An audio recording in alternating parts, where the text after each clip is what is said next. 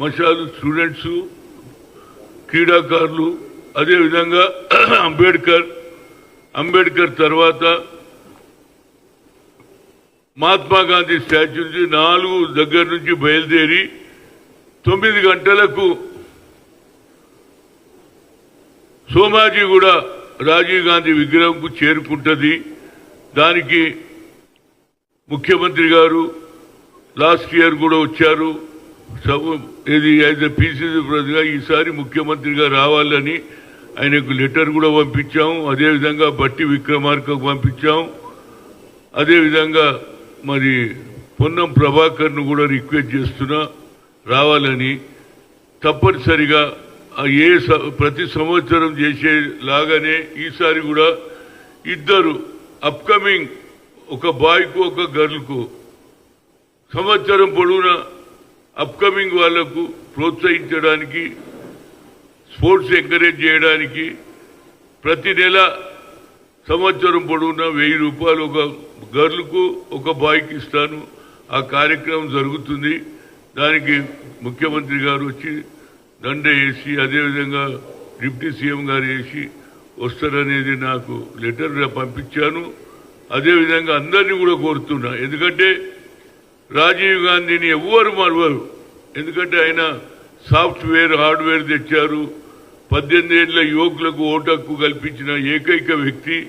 21st సెంచరీకి తీసుకుపోవాలని ఆలోచన చేసే సమయంలో ఆయన లేకపోయినా ఆయన ఆలోచన విధానం ఇవాళ రాహుల్ గాంధీ గారు కూడా అదే ఆలోచనతో ముందుకు పోతున్నాడు. కన్యాకుమారి నుంచి కశ్మీర్ నడిచిన తర్వాత రైతుల సమస్య, నిరుద్యోగుల సమస్య, అట్టడుగున ఉండే బడుగు బలైన ఎస్సీ, ఎస్టీ, బీసీ మైనార్టీలకు వాళ్ళ జనాభా ఎంతున్నదనేది ఎక్స్రే తీసి దాని ద్వారా కులగణ చేయాలి.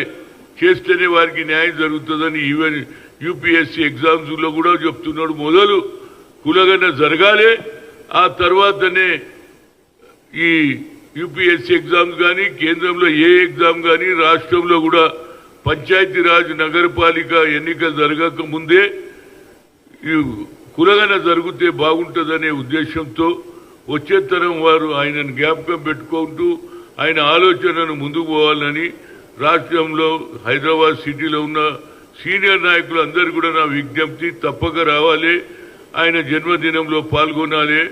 అదేవిధంగా స్పోర్ట్స్ మెన్ కూడా ఎంకరేజ్ చేయాలి. స్కూల్ పిల్లలు కూడా వస్తారు. రాజీవ్ గాంధీ గారి సద్భావన రన్లో అందరికీ ఆదర్శంగా ఉండాలని ప్రతి ఒక్క కార్యకర్తకు, నాయకులకు అందరినీ కోరుతున్నా. రేపు జరగబోయే ఈ కార్యక్రమానికి అందరూ కూడా రావాలి. 20 ఆగస్టు ఆయన 80వ జన్మదినం. అందరినీ యాజ్ ఏ మాజీ పిసిసి అధ్యక్షుడిగా, మాజీ ఓబీసీ ఎంపీసీ కన్వీనర్గా అందరికీ వారిని నా ద్వారా పిలుపు ఇస్తున్నా. వారందరూ వస్తే నాకు చాలా సంతోషం. నాకు కాదు, యావత్ భారతదేశంలో ప్రతి పౌరుడు కూడా రాజీవ్ గాంధీ ఆలోచన ఎటువంటిదని అందరికీ తెలుస్తుంది. కాబట్టి అందరినీ మరొకసారి రిక్వెస్ట్ చేస్తున్నా, అందరు రావాలి. రాజీవ్ గాంధీ గారి జన్మదినంలో అందరూ కూడా పాల్గొని పంచుకోవాలని కోరుతున్నా.